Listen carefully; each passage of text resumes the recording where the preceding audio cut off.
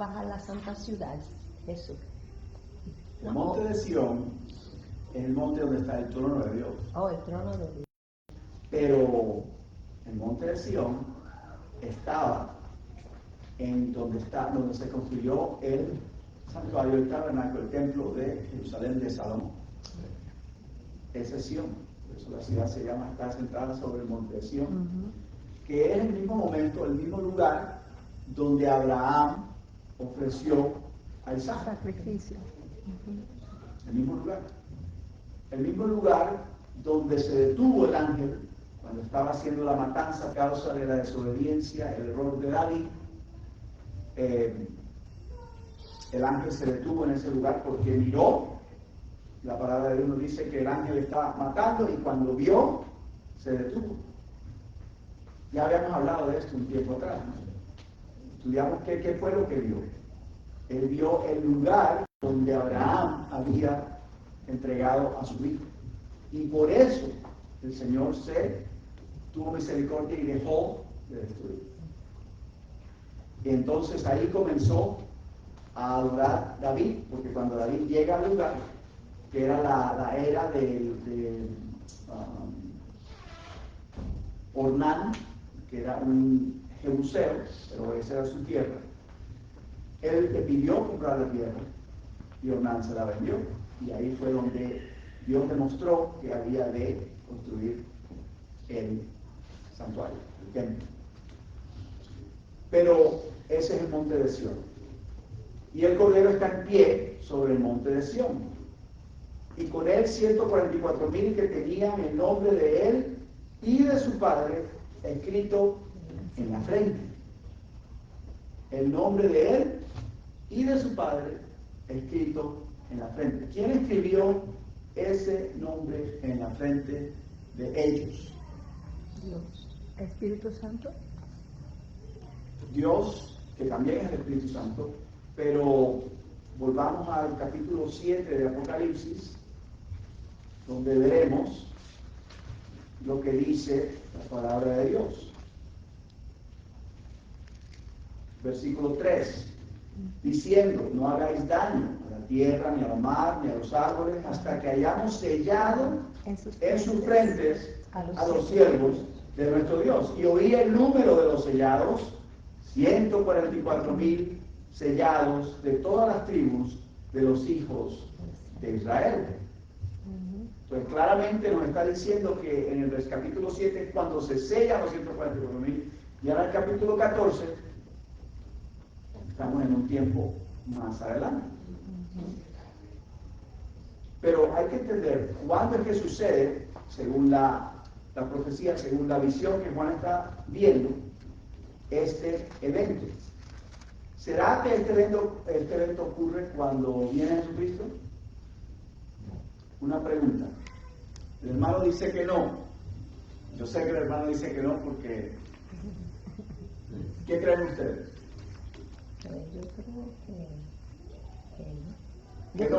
Yo creo que antes. Antes. ¿Por qué dice el hermano que no? Porque el ángel está sellando los 144,000 frentes. Tiene que ser sellado antes que morir. Okay. Para que puedan ser capaces de enfrentar todo lo que está. Pero aquí en el versículo 1 dice que está el Cordero en pie y con él están 144,000 que ya tienen el nombre de su padre y de él en su frente, entonces ya han sido sellados. Sí. Entonces, ¿cuándo ocurre? ¿Cuándo está el Cordero en pie en el monte de Sión? Oye. ¿Su segunda venida?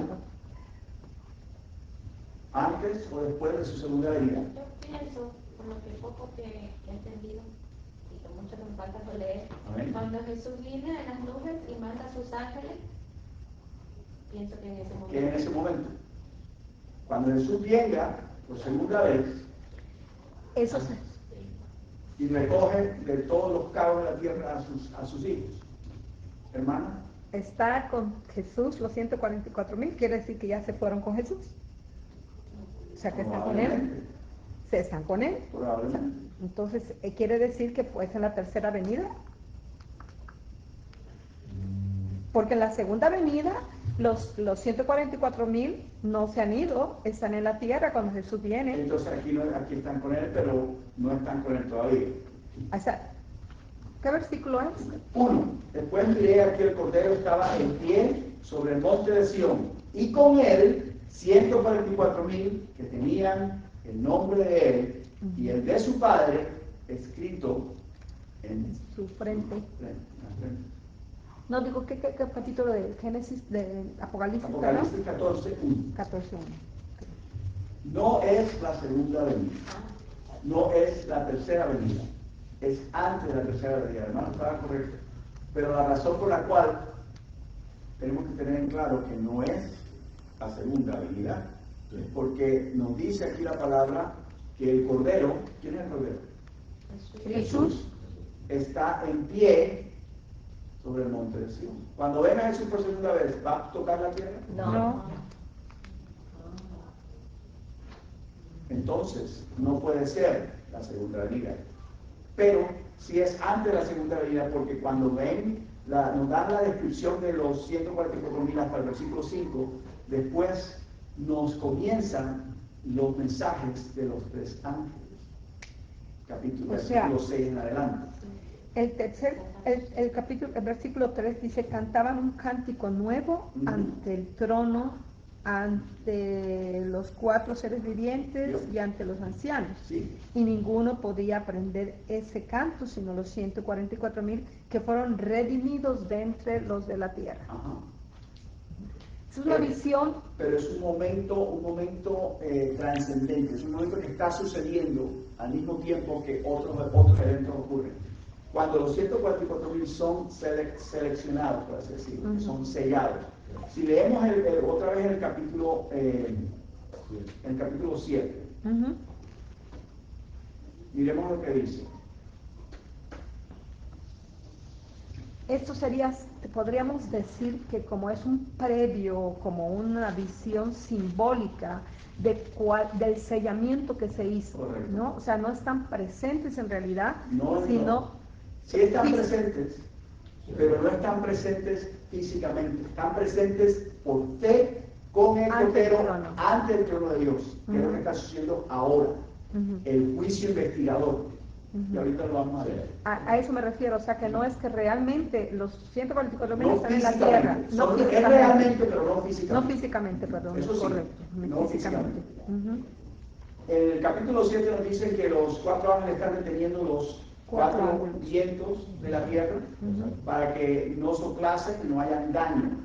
Entonces viene la voz en el versículo 2, la voz que sube de donde sale el sol, o sea, del este, y tenía el sello de Dios vivo, clamando a la voz a los 4 ángeles, a quienes se les ha dado el poder de hacer daño a la tierra y al mar, diciendo, no hagáis daño ni a la tierra ni a la mar, ni a los árboles, hasta que hayamos sellado en sus frentes a los siervos de Dios. O sea, cuando Juan está viendo este momento en visión, todavía los 144,000 no han sido sellados. En el 14 ya han sido sellados. Correcto. Esa es la diferencia, ese es el trascendente. Por eso, además de ellos estar sellados, pueden dar el fuerte pregón, pueden dar la última amonestación ante el mundo. Los mensajes de los 3 ángeles, incluyendo el cuarto ángel, después lo vamos a ver. Entonces, vamos a continuar con el capítulo 14. Y volvemos otra vez al versículo. Después vamos a estudiar más en detalle quiénes son los 144,000. Esa es una de las partes de este mensaje, pero no hoy. Es un preámbulo. Pero volvamos otra vez al 14:5. Y en sus bocas no fue hallada mentira. Entonces ya sabemos que la boca de quiénes son los 144,000, que está hablando. La boca de los 144,000. No fue hallada mentira en sus bocas. ¿Quién es el que hace esta acertación? Que no haya mentira en la boca de los 144,000. El Espíritu Santo. ¿Puede ser el Espíritu Santo? Sí, porque el Espíritu Santo es Dios. En sus bocas no fue hallada mentira. ¿Quién es el que está haciendo revisión? ¿Quién es el que está haciendo investigación? ¿Quién es el que está haciendo juicio? Jesús. Porque a él se le ha entregado el El juicio. juicio. Él está escogiendo sus joyas para su reino, para su corona.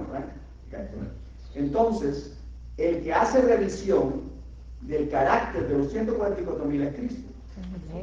Por eso dice, pues son sin mancha delante del trono de Dios. Aquí está hablando Dios, el Padre, porque Cristo está intercediendo ante el Padre.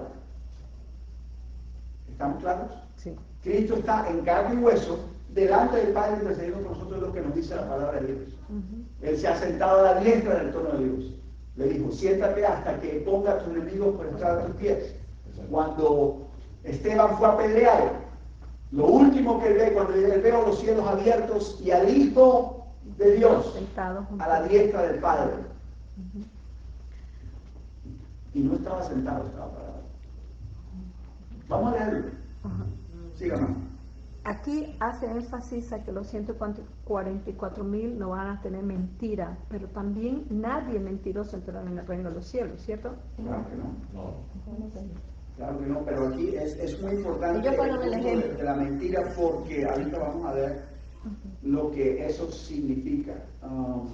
Que Vamos a Hechos capítulo 7, Hechos 7. y vamos a ir rápidamente hasta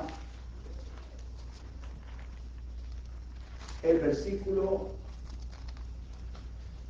56. En español no nos dice claramente cómo es, pero se la voy a leer en inglés para que vean, para que entiendan más. 56 dice, y dijo, he aquí, este es Esteban hablando a punto de ser apedreado, cuando termina su testimonio. He aquí veo los cielos abiertos y al Hijo del Hombre, Jesús, que está a la diestra de Dios. Está hablando del Dios Padre. Pero aquí mi versión sí dice lo siguiente. Y dijo, veo los cielos abiertos y al Hijo del Dios, y el Hijo de Dios de pie a la diestra de Dios. El inglés dice exactamente lo mismo. Yo no tengo que leer el inglés porque la versión de la hermana lo tiene. Dice standing, y es claramente que está de pie. A la ¿Por qué diestra. está Cristo de pie? Cuando Esteban lo ve, Ajá. Sí. porque él no se pone en pie, según leemos en Daniel capítulo 12, 1, sino hasta cuando se cierra el tiempo de gracia. Daniel capítulo 12, 1. Vamos allá. Vamos allá. Daniel capítulo 12, 1 dice, en aquel tiempo se levantará. Miren, se levantará quiere decir que estará sentado. No. Pero entonces, si él está sentado, cuando se cierra el tiempo de gracia, que todavía no ha pasado, pero cuando Esteban lo ve en Hechos, está de pie. Está de pie. ¿Por qué? Porque todavía no ha recibido Porque la se posición. termina la gracia. Todavía no, cuando él lo ve en Esteban, bueno, ok. Cuando él ok. se pone de pie, ¿Se porque ya termina no- la gracia para quién? Para los judíos. Para el pueblo judío. Para el- Era el cierre del tiempo de gracia para los judíos. Ahí está. Ese es. Como pueblo, se les cierra a ellos la gracia. Como pueblo. No quiere decir que individualmente no se puedan salvar. Y ellos son llamados. Los apóstoles eran de Dios. Sí, claro. Era remanente que existía. Y después de ahí fue a los gentiles, donde llega hasta nosotros, hasta nuestros días. Interesante notar eso, porque es el cierre del tiempo de gracia cuando Miguel Se pone de pie. se levanta. Exactamente. Continuamos leyendo. Dice aquí, voy a leer de Primeros Escritos, página 254, párrafo 1. Cuando cesó el ministerio de Jesús en el lugar santo y pasó al Santísimo para estar de pie del arca, delante del arca que contenía la ley de Dios. ¿Estamos nuevamente donde tenemos que estar? Cuando cesó el ministerio de Jesús en el lugar santo y pasó al Santísimo para estar de pie delante del arca que contenía la ley de Dios. Cuando hizo su cambio, lugar santo, lugar santísimo. ¿Cuándo estaba de pie. sucedió eso?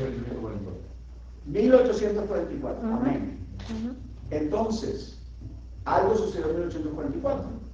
Algo importante sucedió en 1844. Okay. Envió otro poderoso ángel con un tercer mensaje para el mundo. Ha caído Babilonia. No, ese no era el segundo mensaje el que ha tercero caído es sello, Babilonia. el que El recibe- tercero es si alguno toma la marca de la bestia en su mano y en su frente, También mismo beberá beberá del cáliz de la ira de Dios que ha sido está puro derramado sin vaciado. mezcla. Ujú. Envió otro poderoso ángel con un tercer mensaje para el mundo. Un pergamino fue puesto en la mano del ángel, y mientras descendía a la tierra con poder y majestad, proclamaba una terrible amonestación, acompañada de las más tremendas amenazas que jamás se dirigieron contra el hombre. ¿Sabe lo que es una amenaza? Ujú. Cuando Dios hace una amenaza, Él la cumple. Amén. Sí, la función. Todo lo que Él dice lo cumple. Y Dios no amenaza, hermano. No. Él no amenaza a menudo. No. Pero cuando amenaza, agárrense. Así como sus promesas. Exactamente. ¿Pues estás seguro que todo aquel que se ponga la marca va a beber del vino de la vida de Dios? Eso es sin falla. Ahí no hay, ya para ese momento ya termina la misericordia. Continúa la mensajera del Señor diciendo, tenía por objeto el mensaje, tenía por objeto aquel mensaje, poner en guardia a los hijos de Dios. Tenía por objeto aquel mensaje, poner en guardia a los hijos de Dios. ¿Por qué ponerlo en guardia? Para prepararse, amén. Revelándoles la hora de tentación y angustia que los aguardaba, o sea, tiempo futuro. Las plagas. Antes de eso. Porque ya cuando las plagas caigan, Ya la se terminó el decisión tiempo. ha sido hecha para bien o para mal de toda ser humano. Nuestra salvación personal, individual, ya ha sido decidida, si te salvaste o no. Ya ahí no hay más cambio. Dice aquí, dijo el ángel, tendrán que combatir tesoneramente. Esa palabra no la reconozco en español. ¿Alguien me puede explicar qué significa tesoneramente? Como dice, Yo diría tenaz. Ajá. Bien. Suena. Sí. Tesoneramente. ¿Quién puede buscar en su teléfono el significado de lo que significa tesoneramente? La palabra tenaz, con persistencia. Pero entonces diría tenazmente, no dice tenazmente, dice tesoneramente. ¿Qué dice? Viene de la palabra tesón, que significa constancia. Constante. Promesa y perseverancia. Ajá. Perseverantemente. Exacto. Tesoneramente. Ujú. Hay que entender lo que dice la palabra, porque si no entendemos, malentendemos. ¿Qué decir tenaz? Con firmeza. Con firmeza, con constancia.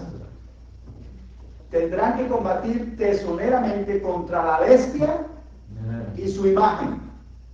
¿Contra qué? La bestia y su imagen. La bestia. Esto es una batalla, hermanos. Es una batalla campal. ¿Y la mano?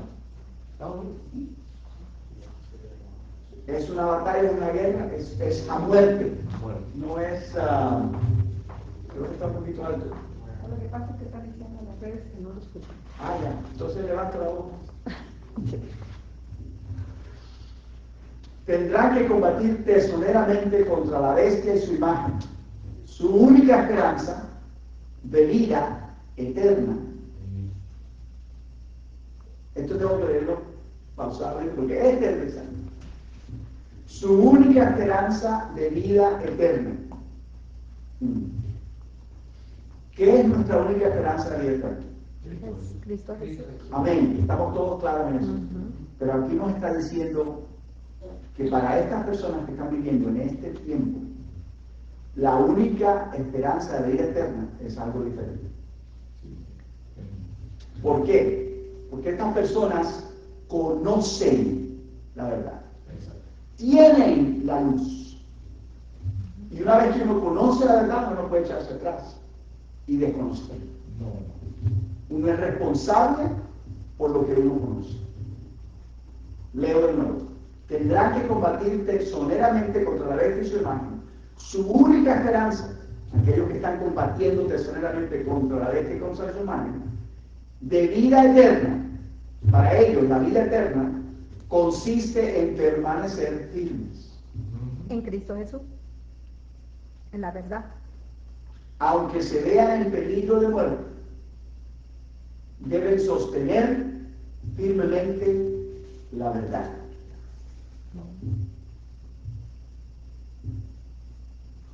Pensemos en eso. Aunque se vean en peligro de muerte, deben sostener firmemente la verdad. Me recuerda el versículo en Apocalipsis, capítulo 12, el versículo 11.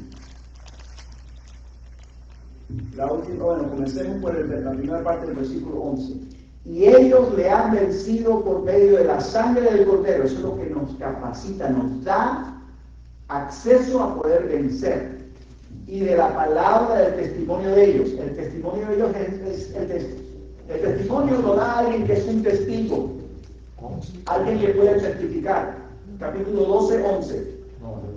Capítulo 12, 11. Capítulo 12, versículo 11. Y ellos le han vencido por medio de la sangre del Cordero. La sangre del Cordero es lo que nos da la capacidad de poder estar ahí. Y de la palabra del testimonio de ellos. El testimonio de ellos, nuestro, es lo que hacemos, lo que vivimos, lo que somos. Y, dice aquí, no menospreciaron sus vidas hasta la muerte. ¿Cuál de los discípulos, o quiénes de los discípulos de Cristo, que caminaron con Él, con Dios mismo, en la tierra, que estuvieron con Él 3 años y medio, quién de ellos, o quiénes de ellos, si fuera más de uno, estaban dispuestos a morir por Él? Todos. Y bueno, al final, todos. Pedro dijo, Señor, que tengas que morir, yo voy. Pero después, 3 veces lo negó antes que el gallo cantara. Pero al final todos estuvieron. Pero eso es cuando se derramó el Espíritu. Después. Pero cuando Dios estaba con ellos, aquí, por 3 años y medio, lo tenían, lo palpaban, lo tocaban, lo olían. Estaban con Él todos los días. Escuchaban sus palabras y lo que Él les estaba diciendo, voy a padecer, voy a morir, voy a ser entregado en la mano de los hombres. No los entendían. Hermano, sí hubo uno. Sí hubo uno. Juan. El Bautista. No. Juan, el discípulo amado. Discípulo amado. El más joven de todos. ¿Estaba dispuesto a morir? No a morir, pero sí estuvo con él hasta el final. Juan se nos dice en la Escritura que cuando aprendieron a Jesús, Lo siguió de lejos.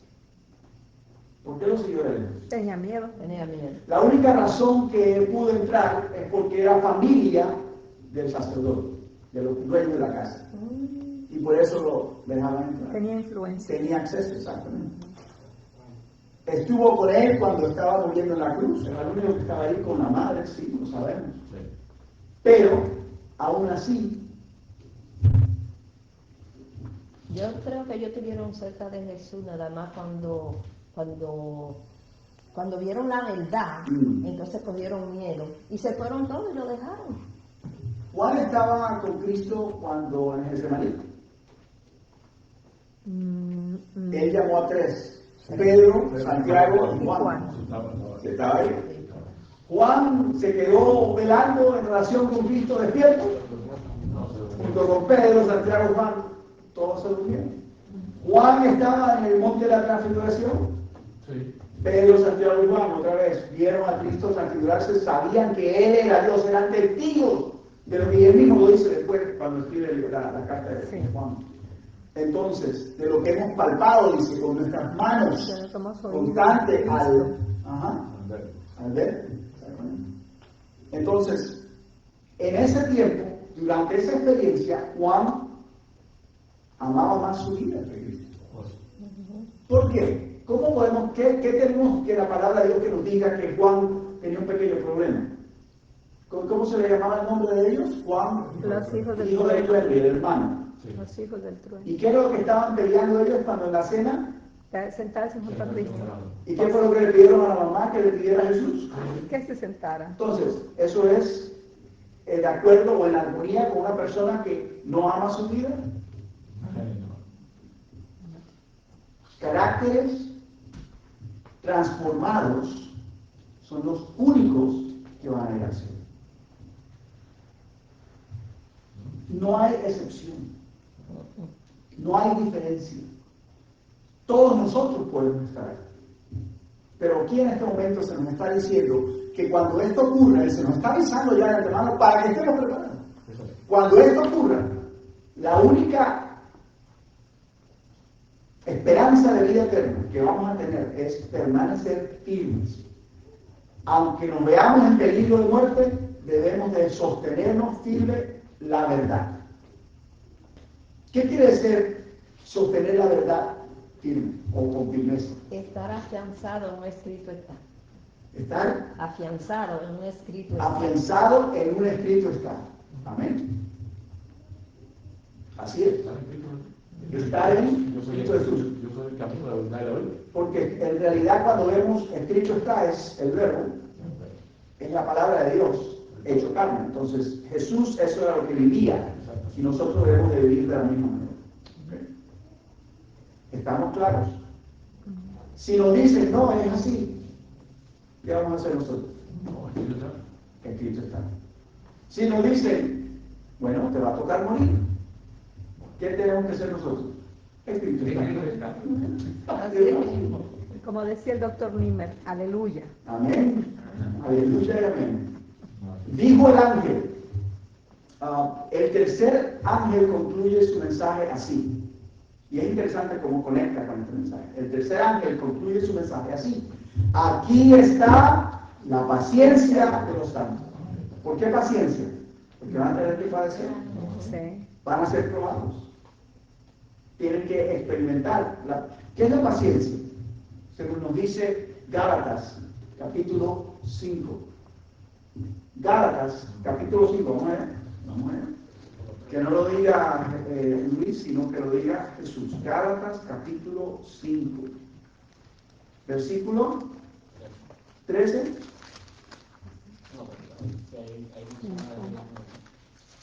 La paciencia está en... Espera un momentico.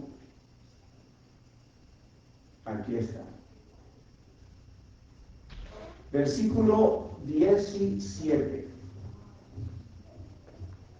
No. El 22 al 23. Ah, correcto. El fruto del Espíritu, 22 al 23. Aquí está el 22. Es amor. Mas el fruto del Espíritu es amor, gozo, paz, paciencia. Es algo que no proviene de nosotros. Claramente solamente llega o nos lo podemos recibir por medio del Espíritu Santo. Es un fruto del Espíritu. Aquí está la paciencia de los santos, los que guardan los mandamientos de Dios y la fe de Jesús. Noten que aquí la palabra dice, en Apocalipsis, los que guardan los mandamientos de Dios y la fe de Jesús. No es los que dicen guardar los mandamientos de Dios y dicen tener la fe de Jesús. O tienen la fe en Jesús. Hay una diferencia muy grande en tener fe en Cristo y tener la fe de Cristo. Completamente diferente. Suena parecido, pero no es lo mismo. Fe en Cristo es confiar en Él. Pero la fe de Cristo es la fe que Él demostró al ir a la cruz del Calvario cuando su Padre se lo pidió. Él no quería hacerlo, era un ser humano, débil como cada uno de nosotros, porque padeció por todo lo mismo que nosotros pasamos para poder compadecerse de nosotros. Y Él dijo, no quiero. Padre, si fuera posible que esta copa pase de mí, mas no como yo quiera, sino como tú quieres. Él se resignó a hacerlo porque el Padre lo había pedido. Pero Él no quería. Como ser humano no quería pasar por ese tiempo de amargura y dureza. Así nosotros tampoco queremos. Y es normal, es ok. Porque eso es lo que Él nos está avisando. Pero como Jesús pudo hacerlo, nos dejó ejemplo de cómo nosotros podemos también seguir en su paso. Porque todos aquellos que han de seguir, ¿right? ¿Qué es lo que dice Jesús? Tomen su cruz y sigan. Si hemos de seguir en pos de Él, quiere decir que nosotros también vamos a padecer por lo mismo. ¿Qué dijo Jesús a los discípulos? Estas cosas os harán y aún más. Porque si me las hicieron a mí, me las hacen a mí, a ustedes también se las están haciendo. Él ya lo había avisado. ¿Cómo murió Pedro? Crucificado. Crucificado. Igual que su Señor. La mayoría de ellos murieron crucificados. El único que no murió crucificado fue Juan. A Juan trataron de matarlo, lo pudieron. Y Santiago yo fue muerto el pavo. Ah, padre. Entonces, Juan terminaron extraditándolo, enviándolo al exilio en una cárcel prisión, y ahí fue donde... Porque no había cumplido el propósito por el cual Dios los llamó, para revelarle la visión. Porque Dios tenía un propósito para él, y para lo que Dios dice, se hace. Nadie puede cambiar eso. Ok, nos dice la palabra de Dios. Al repetir el ángel estas palabras, ¿cuáles palabras? Vuelvo y repito, aquí está la paciencia de los santos y los que guardan los mandamientos de Dios y la fe de Jesús. Al repetir el ángel estas palabras, señalaba al santuario celestial. La atención de cuantos aceptan este mensaje se dirige hacia el lugar santísimo, donde está de pie delante del arca, realizando su intercesión final por todos aquellos para quienes hay todavía misericordia. ¿Por quién está realizando él su intercesión final? Para todos aquellos para quienes hay todavía misericordia. Y también por los que hayan violado ignorantemente la ley de Dios. Martín Lutero se salva, aunque no guarda el sábado. Porque era ignorante de la ley de Dios, era ignorante de completamente la verdad. Pero nosotros que conocemos tenemos la misma excusa. No. Estamos en un tiempo diferente. Por eso se nos demanda a nosotros algo diferente de lo que se les demanda a ellos. Continúa diciendo, por lo que hayan violado ignorantemente la ley de Dios, esta expiación es hecha tanto para los justos muertos como para los vivos justos. Porque acuérdense que cuando comienza en 1844 el juicio investigador comienza por ¿dónde? Por los muertos, desde Adán hasta nuestros tiempos, y después pasa a los vivos. Entonces continúa diciendo,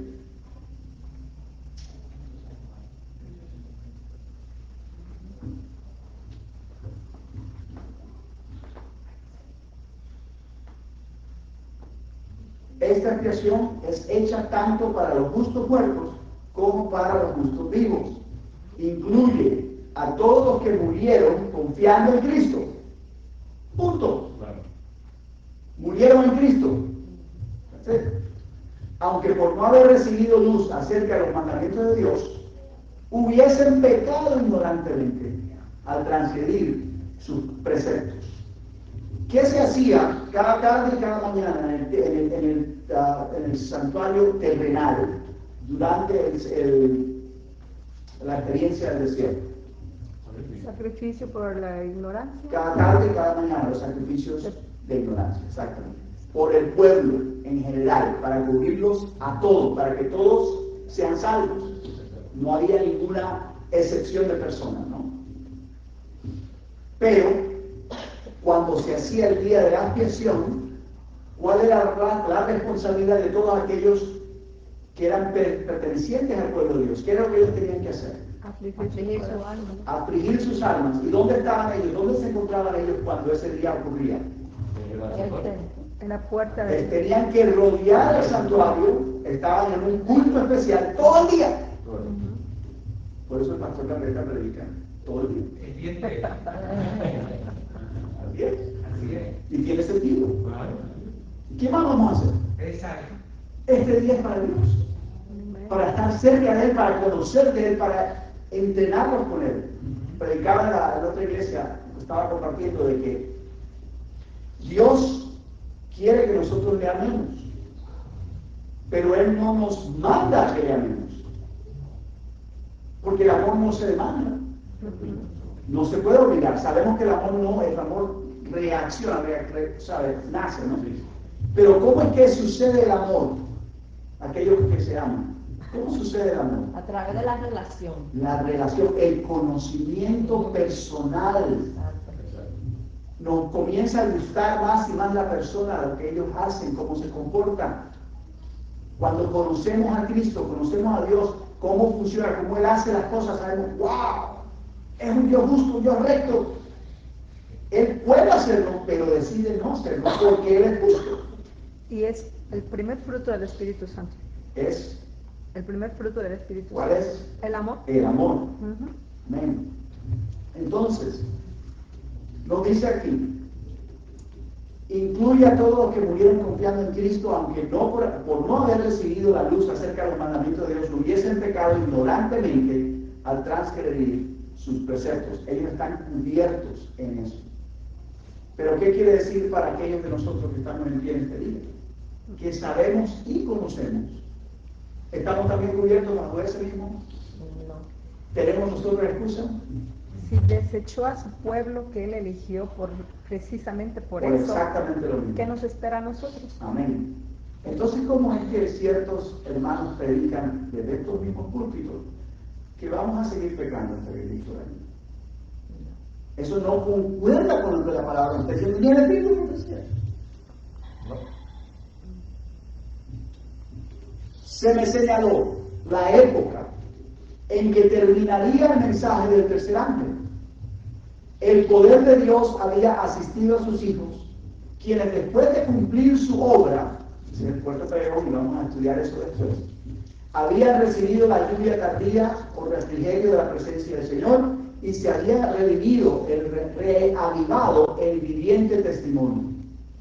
Por todas partes habían cundido la postrera gran amonestación, agitando y enfureciendo a los moradores de la tierra que no habían querido recibir el mensaje. Vi a ángeles que iban y venían de un lado del cielo al otro. Un ángel con tintero de escribano en la cintura regresó de la tierra. ¿Quién es ese ángel con tintero de escribano en la cintura? ¿Cristo? No. Cristo está intercediendo. Si Cristo está intercediendo, no puede estar en la tierra. Él puede estar en un solo lugar porque tiene un cuerpo ahora.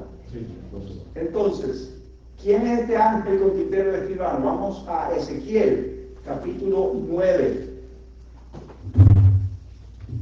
Y vamos a leerlo rápidamente para no demorarlos más, pero voy a poner, ustedes pueden leer Ezequiel 9 en su totalidad para que entiendan el contexto de lo que vamos a comenzar en el versículo 3.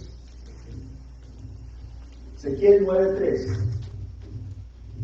Y la gloria de Dios de Israel se elevó encima del querubín sobre el cual había estado al umbral de la casa, y llamó Jehová al varón vestido de lino que tenía a su cintura el tintero de escribano. Es la misma persona, ¿sí o no? En la visión que Ezequiel está viendo es la misma persona que el hermano de. Y él le dijo Jehová, pasa por el medio de la ciudad, por el medio de Jerusalén, y ponles una señal en la frente a los hombres que gimen y claman a causa de todas las abominaciones que se hacen en medio de ella. Este ángel es el que pone el sello de Dios. Podríamos decir el Espíritu Santo, pero aquí se le está mostrando en visión como un ángel. Entonces dice, un ángel con tintero de escribano en la cintura regresó de la tierra y comunicó a Jesús que había cumplido su encargo, quedando sellados y numerados los santos. En el capítulo 7 de Apocalipsis que leímos, había un ángel que decía, no hagáis daño a la tierra ni al mar, hasta que no hayamos sellado este ángel.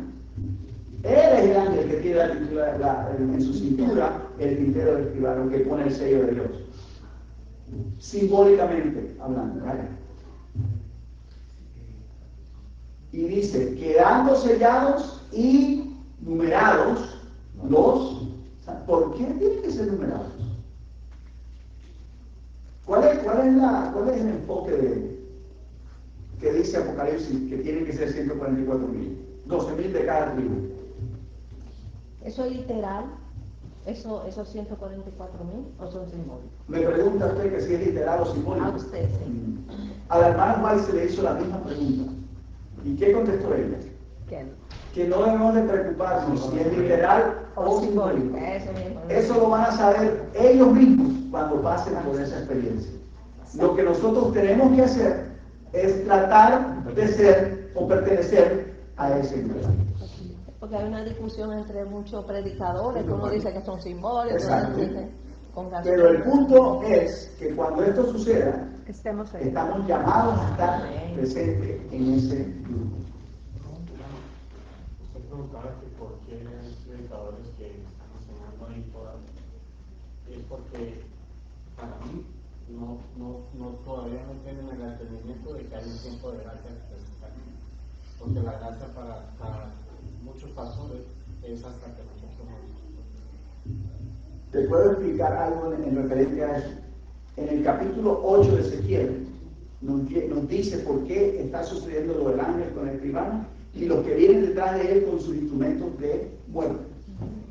En el capítulo 8 podemos leer ciertas cosas rapidito. Dice: Hijo del hombre, versículo 5, alza ahora tus ojos hacia el lado del norte, y alcé mis ojos hacia el lado del norte, y aquí en el norte, junto a la puerta del altar, aquella imagen del celo en la entrada. Esa imagen del celo es un altar pagano, que no tenía nada que ver con él ahí.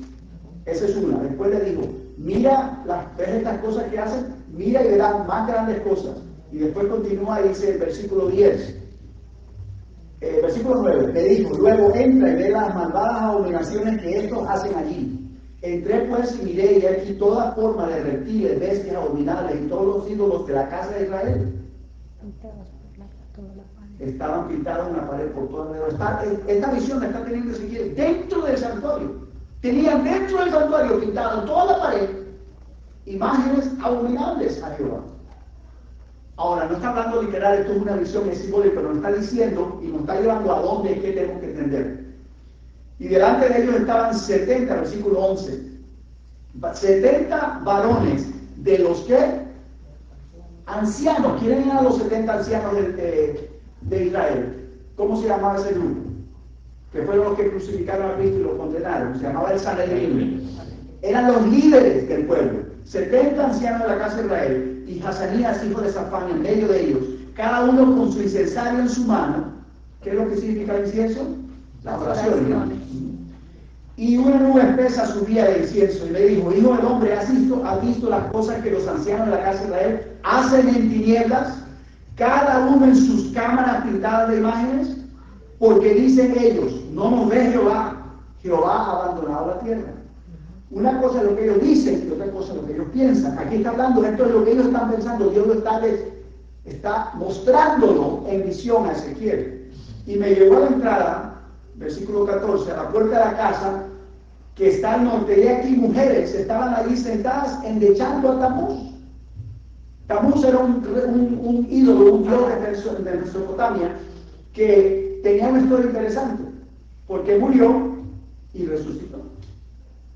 Resucitaba cada 6 meses, porque le dieron permiso, porque murió y fue al infierno, y resucitó cada 6 meses. Resucitaba. Esta era la parte que quería contarte cuando estuvimos estudiando con tu cuñado, que estaba hablando de que Jesucristo murió y descendió a los muertos y le predicó. Eso no es, eso viene de Tamuz, eso es lo que ellos creían. Eso es como la confusión que traen con la palabra de Dios, y no es verdad. Pero mira lo que dice: mira y mirarás y verás cosas peor que esta. Mira esta es la última, 16. Ya con esto acabamos. Me dijo, me llevó al atrio de dentro de la casa de Jehová. O sea, está dentro todavía del templo, que afuera del atrio, de la misericordia. Entre la entrada y el altar, como 25 varones, con sus espaldas vueltas al templo de Jehová. O sea, están ignorando el plan de salvación al templo de Jehová. Y sus rostros hacia el oriente, donde sale el sol, y adoraban al sol, postrándose hacia el oriente. Están adorando al sol dentro de la casa de Jehová, con sus espaldas hacia Jehová. ¿Qué nos dice eso? Que los corazones de estas personas están en completa, ¿cómo se llama eso? Apostasía, abominación. ¿Quiénes son los que adoran el domingo? Los que adoran el sol. El sol es el día del domingo. Sunday. tenemos personas en nuestro medio, en la casa de Dios, que sus corazones están allá. Su práctica, su reggaetón, sus propias cosas, todo está allá. Por eso te estaba diciendo, eso estaba ahí, ya estaba anunciado. A Dios nadie le engaña. A Dios nadie le engaña. Aunque estemos aquí, Él sabe lo que está en nuestros corazones. Sí, déjame decir algo. No era que estaban pintados de verdad. No, simbólico. Era simbólico. ¿Entiendes? El templo no estaba pintado de verdad, pero era lo que sentían ellos en sus corazones. Es lo que tenían. Ese es el problema. Por eso Dios nos desechó. Entonces, por eso en el capítulo 9 dice, versículo 1, clamó mis oídos con gran voz diciendo, los verdugos de la ciudad han llegado, cada uno trae su instrumento en su mano para destruir. Versículo 2, he aquí 6 varones venían de camino de la puerta de arriba, que mira hacia el norte, cada uno traía en su mano su instrumento para destruir. Y entre ellos había un varón vestido de lino, el cual traía en su cintura un tintero de escribano, y entrados se pararon junto al altar.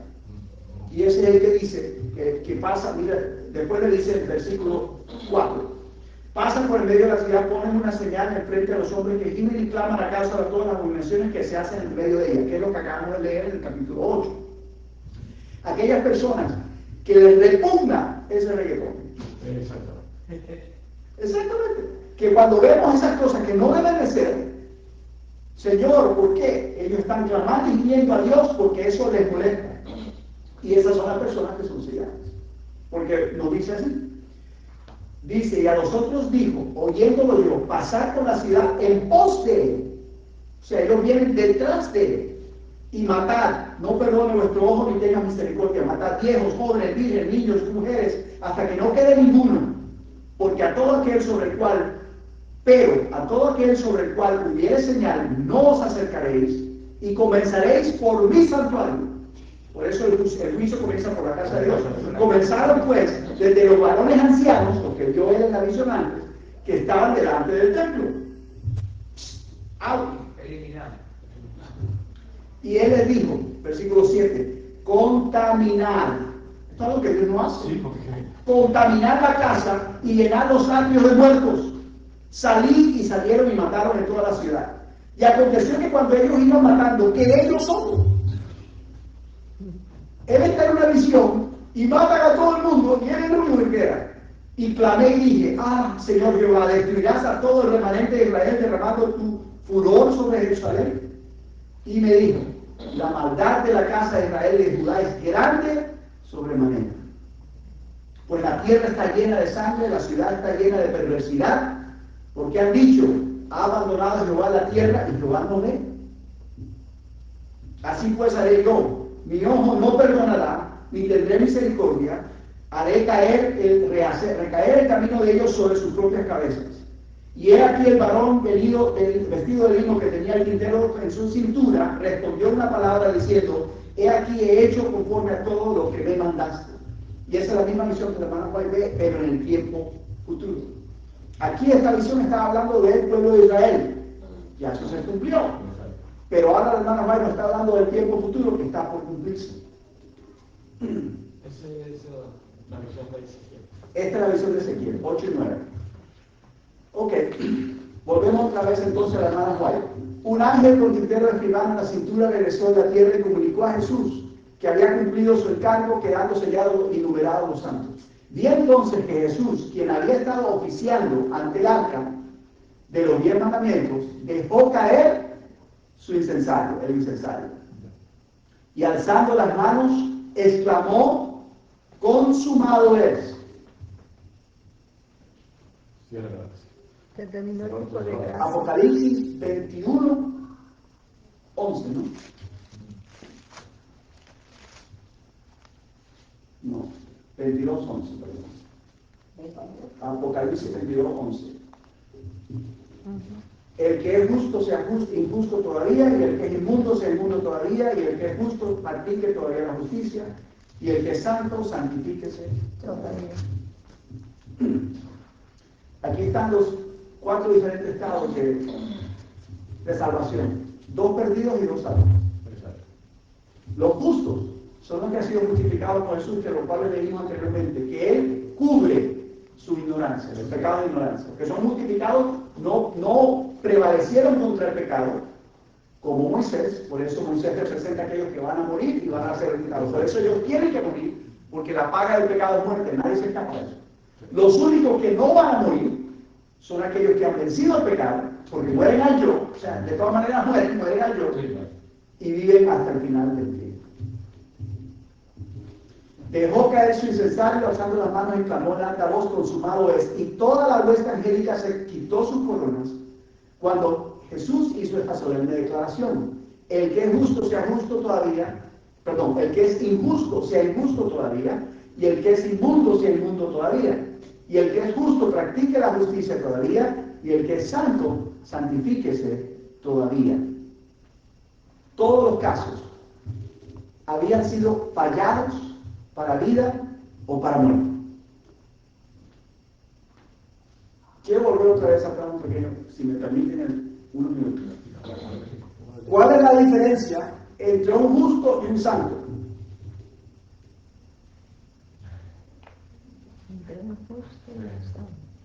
Sí, porque dice aquí: el que es justo practique la justicia todavía, y el que es santo santifíquese todavía.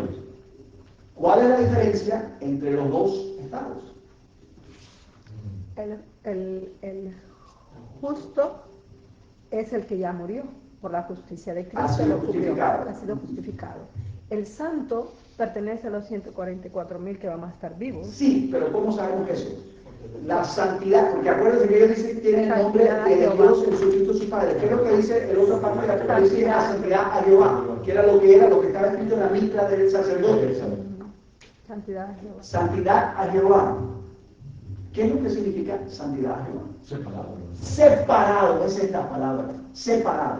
No es nada especial, o sea, es especial. Sí, Sí, es especial. Pero no es nada del otro mundo. Cuando Moisés se encuentra con Cristo, que es el que está hablando de la salsa ardiente, él le dice: quita tu calzado de tus pies, porque el lugar que pisas santo es. ¿Qué quiere decir eso? Está separado, está apartado, porque Dios está ahí. La presencia de Dios es lo que hace algo santo. Este templo lo podemos considerar santo, aunque es un edificio y un cuarto cualquiera. Pero como la presencia de Dios es invocada en este lugar, es santo, igual que la plataforma. Esto se recomienda y se considera como algo especial, separado, aparte, que merece respeto. Cuando el cristiano recibe a Dios por medio de su Santo Espíritu, está Cristo en él, es santo. La santificación es la presencia de Dios en nosotros. Aparte de eso, no somos nada. Y quiero que lo tengamos claro, porque muchas veces muchas personas dicen: ustedes los adventistas que se creen que son... No, nosotros no creemos nada. Lo que decimos es lo que dice la Biblia. No tenemos que gloria de qué gloriarnos. El pueblo judío, el pueblo israelita, el pueblo hebreo, ¿qué dice que eran ellos? Lo pésimo, lo mejor, lo más mínimo de todas las naciones. Sí. ¿De dónde lo sacó? Por eso lo cuido. Entonces, no tenemos nosotros nada de qué gloriarnos. Cero.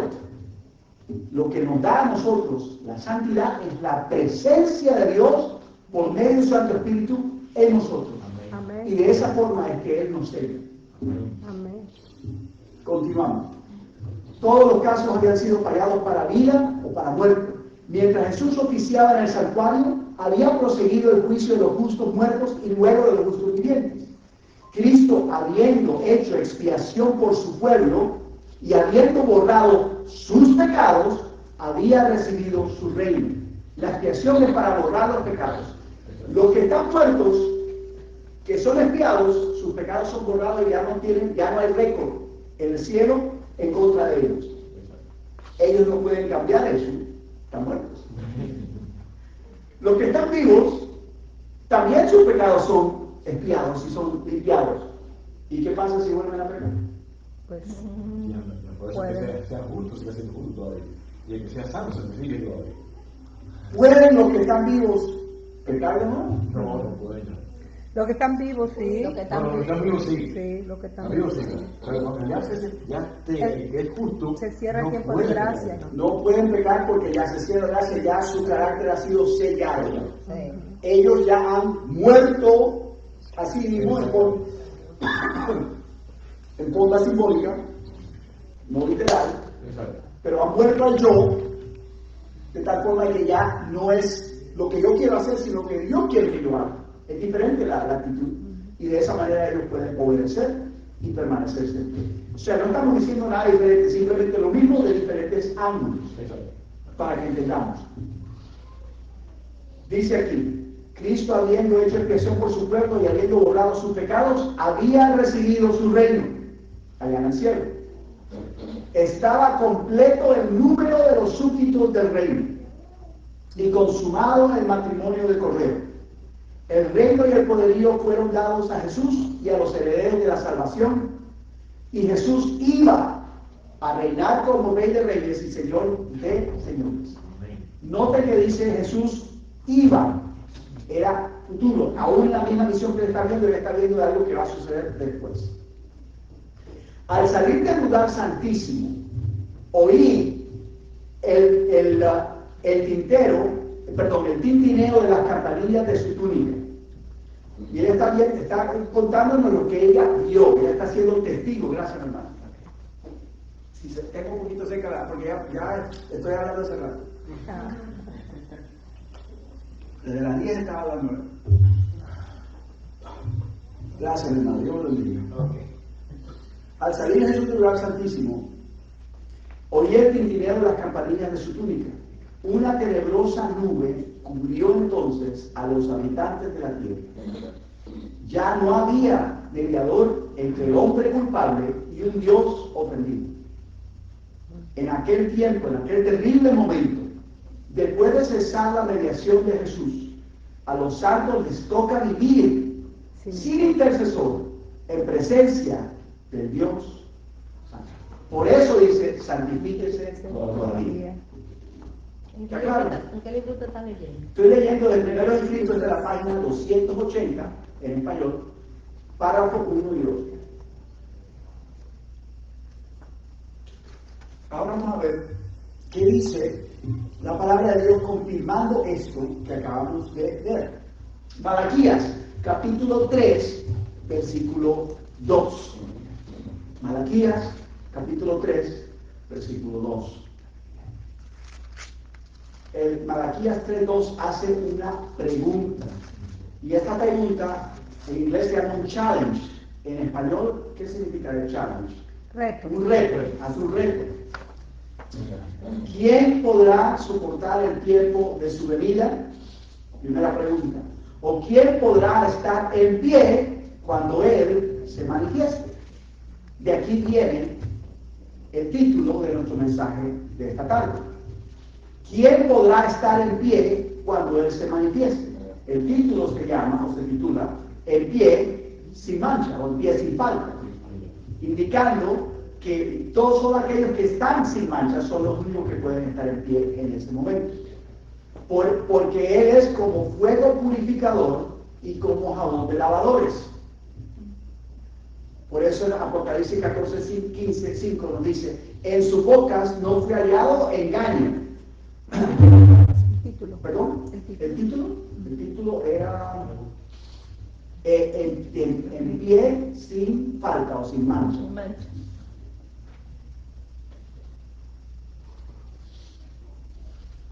El pie sin mancha en español, en inglés es standing without fault. Entonces nos dice, capítulo 14, versículo 5, y en sus bocas no fue hallado engaño. Estábamos hablando ahorita y les había dicho que volvíamos a estudiar de esto. ¿Por qué no puede hallarse engaño en la boca de ellos?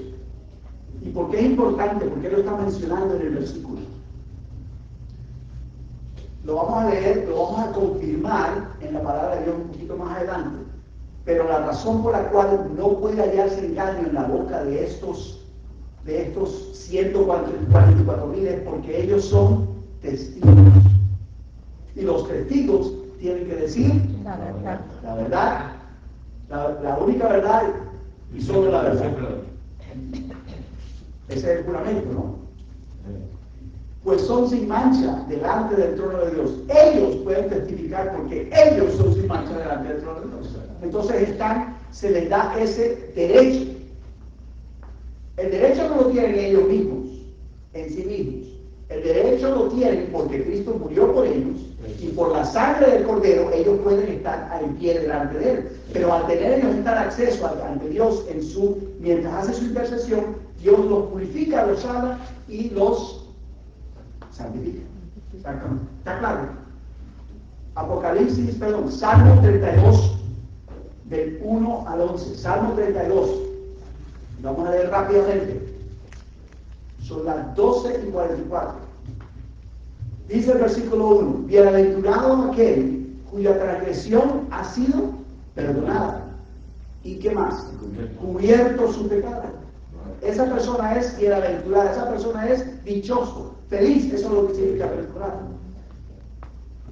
Porque ha sido tu transgresión perdonada y su pecado ha sido cubierto. Bienaventurado el hombre o la mujer, ser humano, a quien Jehová no culpa de iniquidad.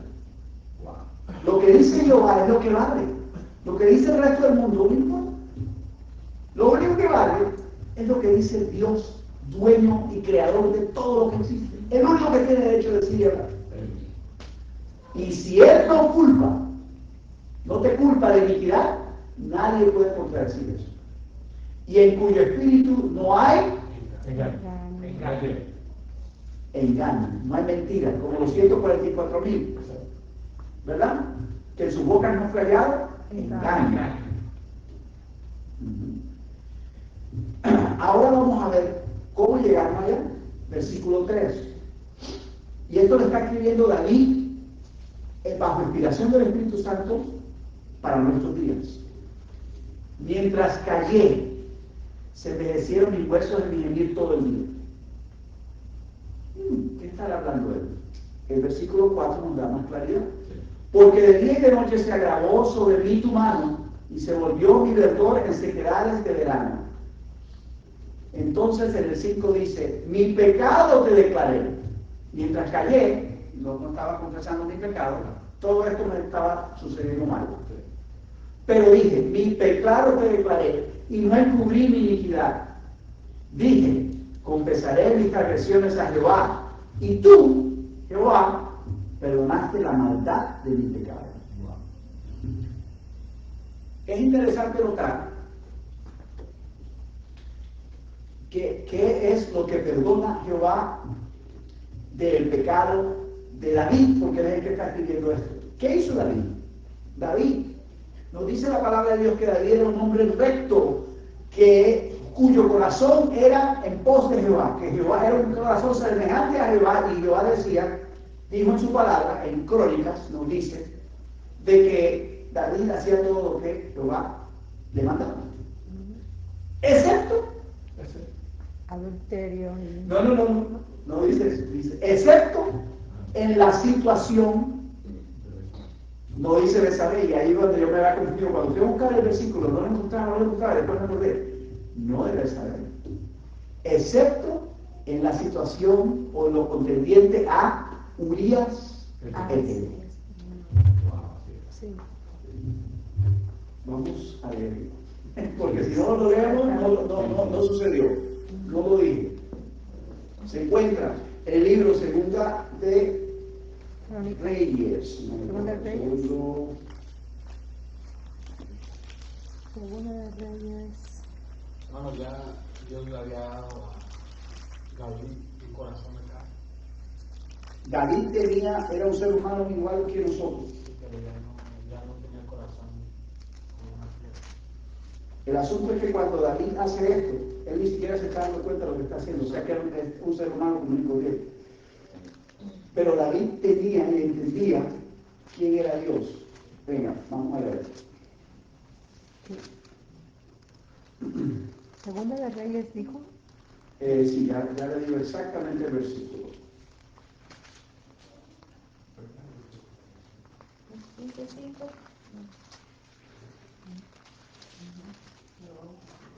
Es 15:5. 15:5 dice. 15:5. Si lo puede leer, hermano.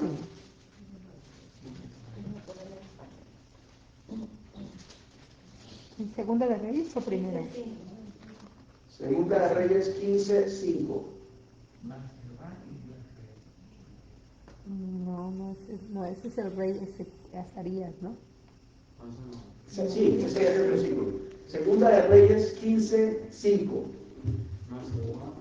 Dice aquí el 15, el versículo 5, por cuanto David había hecho lo recto ante los ojos de Jehová, y de ninguna cosa que le mandase se había apartado en todos sus días de su vida, salvo en lo tocante a Urías Eteo. ¿Será Primera de Reyes? Perdón, Primera de Reyes 15:5. A la ley del testimonio, hermano. Sí, creo que David había hecho, sí. Primera de Reyes 15:5. Y conocemos la historia. ¿Qué fue lo que él hizo con referente a Urías Eteo? Lo mandó matar, básicamente. Lo mandó matar. A través del profeta Natán, él le dice a David que tú mataste a Urías Eteo con la espada de los amonitas. Sí, claro, fue. Porque él fue el que dio la orden. Ponedlo al frente y retírese. Para que muriera. Para esconder su pecado, ¿verdad? Para esconder lo que había hecho conforme a Betsabé. Pero lo que causó el problema, lo que hizo Dios, y se lo dice a través de Natán, porque fue todo junto, pero es lo que culmina hasta el punto en que llega David, un hombre cuyo corazón es en pos de Jehová, hace algo completamente en contra de lo que es el carácter de Dios, abusando su poder porque era el rey. Y puede hacerlo. ¿Quién es rey en el universo? ¿Qué dirían ustedes si Dios se comportara de esa manera? Y ese fue el testimonio que David dijo o dio acerca de el rey del universo, porque como rey sobre el pueblo de Israel, él está representando al rey del universo. Y por eso Dios le dice, tú me has puesto mi nombre en la boca de todos aquellos, los opresores, los antagonistas. Está hablando de Satanás y sus ángeles, que son los que están acusando a Dios de ser un Dios injusto, de ser un tirano. Ese es el punto, ese es el problema. Entonces, aquí nos damos cuenta de que aún David, siendo un hombre caminando en pos de Dios, también cometió pecado. Y por eso cuando él está hablando de ese testimonio, él dice, mientras callé, porque de día y de noche se agravó sobre mí tu mano y se volvió mi verdor y se quedaba desde verano. Mi pecado te declaré, pasada, y no encubrí mi iniquidad. Dije, confesaré mis transgresiones a Jehová. Él se había quedado callado hasta que cuando Natán viene ante él. Y él sí. Cuando él da el fallo de la historia que Natán le da, y él le dice, eres tú aquel hombre. El rey, así como había matado a Urías, pudiera haber ido matado a Natán. Y es más, hay varios ejemplos en la palabra de Dios de otros reyes que hicieron exactamente lo mismo. Un profeta fue a decirle a este mismo rey que estamos en ese mismo capítulo, fue a decirle, hey, esto está mal, y lo mandó a la cárcel. Y después salió detrás de él a matarlo durante el tiempo de Jeremías, en otra ocasión, otro rey, otro profeta que estaba predicando en el mismo tiempo de Jeremías, pero el profeta se enteró que lo iban a coger y se escapó y se fue a Egipto. Desde Egipto lo extraditaron y lo sacaron y lo trajeron, y cuando lo trajeron lo mataron enfrente del rey, porque él había mandado. Eso es abominación ante Dios. Pero es lo que las personas con poder tienen la capacidad de hacer. Entonces continúa la palabra de Dios diciendo, tú perdonaste la maldad de mi pecado. Piensen en esa palabra. Tú perdonaste la maldad de mi pecado. ¿El pecado? Y la maldad. La maldad del pecado. ¿Cuál es la maldad del pecado? Lo malo que es. Los efectos que eso da que lo que afecta, eso es lo que es el daño que causa. Porque el pecado nuestro no es solamente lo que nos afecta a nosotros, es lo que afecta a los restos que están conectados con nosotros. Y eso es lo que le pasó a David. Por eso fue, por lo que él había hecho, puso el nombre de Dios en mala fama ante sus enemigos. ¿No? Es que lo que hace el pecado más grande es el plan del pecado. Cuando ya lo planeamos, ya eso es maldad, ya es ser maldad. El efecto es lo que se siente y lo que afecta. Entonces dice aquí, versículo 6, y es la esperanza. Aquí viene lo que, por la experiencia de David, lo que nos da a nosotros entender que tenemos esperanza. Por esto orará a ti todo. Santo. ¿Todo qué? Santo. El que es santo, santifíquese todavía. ¿Todo qué? Todo santo. No hay ninguna discrepancia en la palabra de Dios. Es una sola, el mismo mensaje.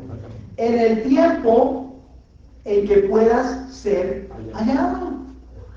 Mientras no se cierre la gracia. El Señor nos perdona de cualquier pecado. No hay nada, ni asesinato, ni muerte, nada. El Señor nos perdona y nos libra de esa maldad. Ciertamente en la inundación de muchas aguas, que nuevamente profetizando, no llegarán estas a él. Las muchas aguas es el torrente que tira el dragón de la boca a través de los descendientes de la mujer de ella, que dice en Apocalipsis 12, que puede hacer persecución contra ella. Eso es persecución. Las muchas aguas son multitudes, y echarle esas aguas encima son persecución. Por eso dice, ciertamente en la inundación de muchas aguas no llegarán estas gente. La persecución no va a afectar. Tú eres mi refugio, me guardarás. ¿Quién está leyendo conmigo? Se fueron, ya se me cansaron. Versículo 7, tú eres mi refugio, me guardarás de la angustia, con cánticos de liberación me rodearás. Entonces dice Jehová respondiendo, te haré entender y te enseñaré el camino por donde debes de andar. Nos está diciendo exactamente qué debemos de caminar, por dónde debemos de ir. Sobre ti fijaré mis ojos. No seas como el caballo o como el mulo, sin entendimiento, que han de ser sujetados con cabestro o con pelo, porque si no, no se acercan a ti. Muchos dolores para el impío, mas para el que espera en Jehová, le rodeará la misericordia. Alegraos en Jehová y gozaos, justos, y cantad con júbilo todos vosotros, los de recto corazón. Estos salmos, esta palabra de estos versículos, cuando lo leemos en el contexto de lo que nos está hablando la palabra en general, tienen más sentido. Romanos capítulo 8, versículo 2, ya estamos por concluir. Capítulo 8, versículo 1 al 11. El primer versículo de Romanos 8 dice, ahora pues ninguna condenación hay para los que están en Cristo Jesús, los que no andan conforme a la carne, sino conforme al Espíritu. Porque la ley del Espíritu de vida de Cristo me ha librado, es un hecho pasado, de la ley del pecado y de la muerte. Porque lo que era imposible para la ley,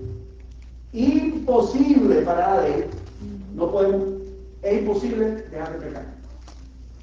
Imposible para la ley. Pero en Cristo. Por cuanto era débil por la carne, es imposible dejar de pecar porque somos débiles por la carne. Sí. Exactamente lo está diciendo Pablo aquí. Sí. Pero está hablando de era débil, no está hablando de es débil.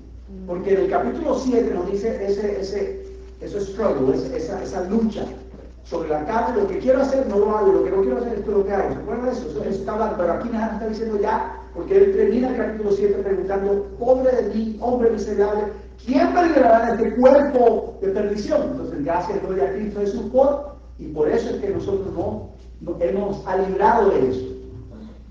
Y aunque es imposible para nosotros dejar de pecar en esta carne, aquí nos está diciendo que si vivimos en el Espíritu, si vamos a agradar, porque es imposible agradar a Dios si no estamos en el Espíritu. Aquellos que le adoran es necesario que le adoren en espíritu y en verdad.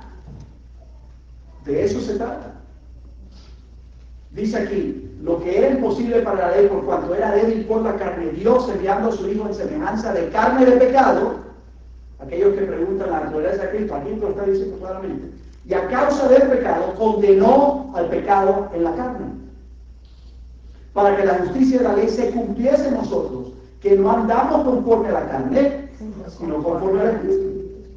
Ahí está la diferencia. Porque los que son de la carne piensan en las cosas de la carne, pero los que son del Espíritu piensan en las cosas del Espíritu. Porque el ocuparse de la carne es muerte, pero el ocuparse del Espíritu es vida y paz. Por cuanto los designios de la carne son enemistad contra Dios, porque no se sujetan a la ley de Dios ni tampoco pueden, no pueden, es imposible. Y los que viven según la carne no pueden agradar a Dios. Entonces, ¿cómo podemos nosotros, siendo pueblo adventista, decir que agradamos a Dios si estamos viviendo en pecado? Explíquenme eso. Claramente le dice aquí, los que viven según la carne no pueden agradar a Dios, mas vosotros no vivís según la carne, no según el Espíritu, si es que el Espíritu de Dios mora en vosotros. Eso es un si es. Eso depende. Depende de que si el Espíritu de Dios mora en vosotros. Si alguno no tiene el Espíritu de Cristo, el tal no es de él. Aunque esté predicando desde aquí, estoy incluido yo, no estoy excluyendo en el asunto. Estamos todos en el asunto. El mismo saco. Pero si Cristo está en vosotros, el cuerpo a la verdad está muerto a causa del pecado, mas el Espíritu vive a causa de la justicia. Y si el Espíritu de aquel que levantó de los muertos a Jesús mora en vosotros, y eso con lo que hemos de hacer sería, el que levantó de los muertos a Cristo Jesús vivificará también a vuestros cuerpos mortales por su Espíritu que mora en vosotros. Amén. La una. Las 12:58, ok, se está adelantado. Creo que está a propósito adelantado. Isaías 41:8. Isaías 41:8. Ya estamos acabando, son los últimos versículos. Quiero solidificar, quiero poner bien puestos los clavos. Amén. Amén. Amén. Isaías 41:8. Pero tú, Israel, ¿qué nombre está usando aquí para Jacob? Israel, vencedor. Has luchado contra Dios y contra los hombres y has prevalecido. Siervo mío eres. ¿Qué es un siervo? Un esclavo. Alguien que no se pertenece a sí mismo, sino que le pertenece al dueño. El dueño es Dios. Okay. Tú, Jacob, ahora usa el otro nombre. ¿Qué significa Jacob? Mentiroso. Suplantador, engañador. Okay. Tramposo. A quien yo escogí, porque él lo escogió cuando era tramposo. Él había engañado a su padre y a su hermano. Descendencia de Abraham. Está reconociendo de dónde está viniendo Jacob. Mi amigo. Abraham era mi amigo. Por eso cuando el ángel está matando por causa de David, y él ve, se acuerda de Abraham entregando a su hijo y paró. Abraham, mi amigo. Hechos 13:22.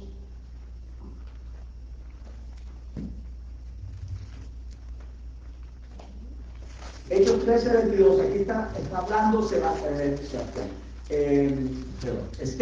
exactamente. Esteban está dando testimonio al Sanedrín de lo que ellos habían hecho, por lo cual él fue apedreado. Pero antes de que fuera apedreado, está dando este testimonio.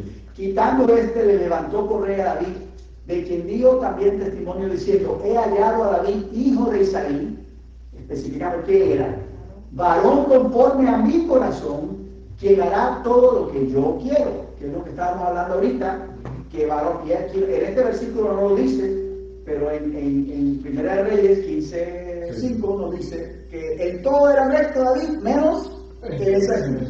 Pero no se le atribuye en este caso porque le fue Quitado. Le fue quitado. Cuando se escribe Primera de Reyes, en todo era recto menos en ese asunto. Todavía tenía eso pendiente. Pero ya para este tiempo ya no existe. Daniel 9:23.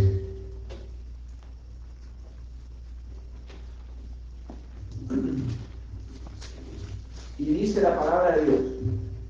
El ángel contestándole a Daniel, después de que está haciendo la oración más bella que hay en toda la Biblia, Y es bella por el contexto, no por la forma como se expresa, sino por el contenido de reconocimiento. Al principio de tus ruegos fue dada la orden. ¿Quién da la orden? Dios. Dios el Padre, el Rey de todo el universo. Y yo he venido para enseñártela, porque tú eres muy amado. Daniel era muy amado. Así como David, así como Abraham, su amigo, así como Enoch, que ya está allá. Así como tenemos que ser todos. Así como tenemos que ser cada uno de nosotros si hemos de estar allá con él.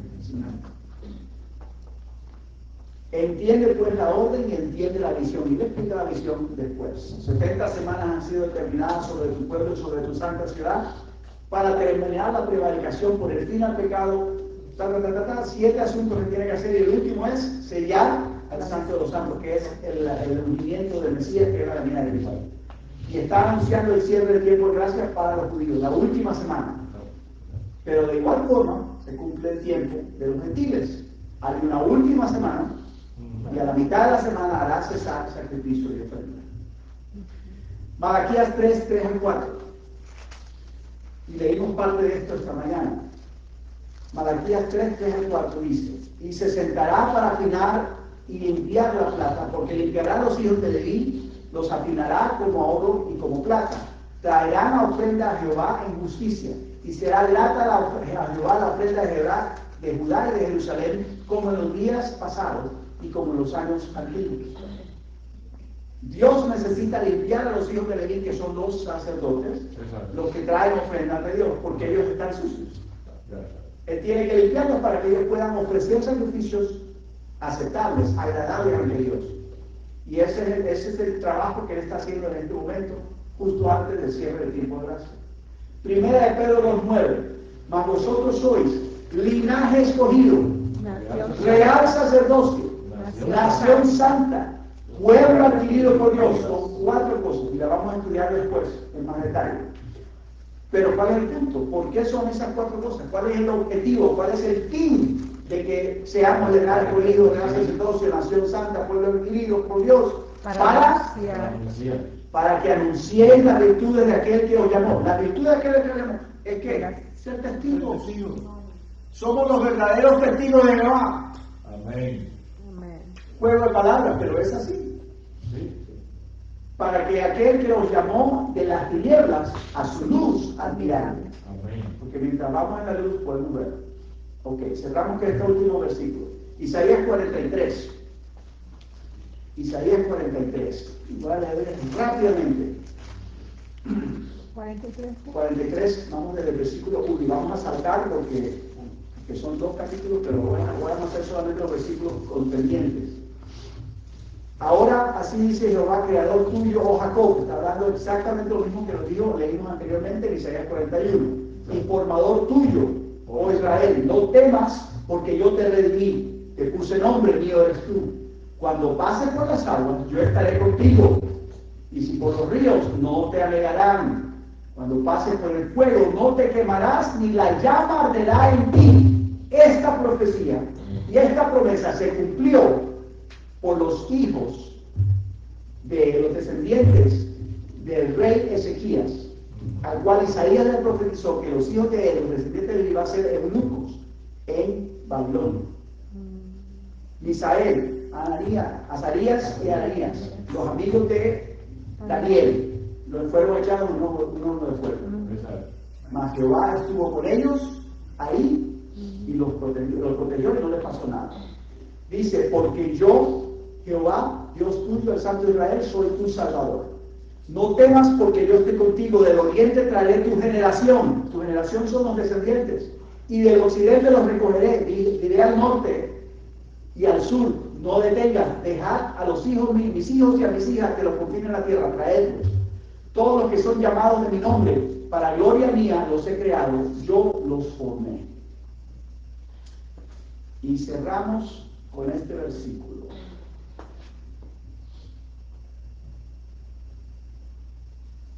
El propósito por el cual el pueblo de Israel fue llamado fue para testificar.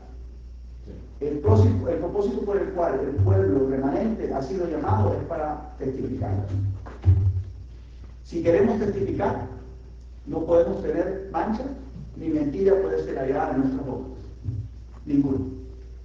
El tiempo de purificación para prepararnos para poder testificar está acabado. En este momento todavía podemos encontrar a Jesús y podemos encontrar perdón y misericordia ante el trono celestial. Pero dentro de poco eso se va a hacer. Y ya no va a haber más intercesión. Y aquellas personas comienzan por la casa de Dios. Es algo progresivo. El juicio comienza por la casa de Dios. Quiere decir que los que son escogidos de la casa de Dios pueden predicar al resto que está afuera con el poder de Dios. Amén. Pero los que están dentro de la casa de Dios, que son desechados, que no son sellados, si tenemos conocimiento de la verdad, somos responsables de lo que conocemos.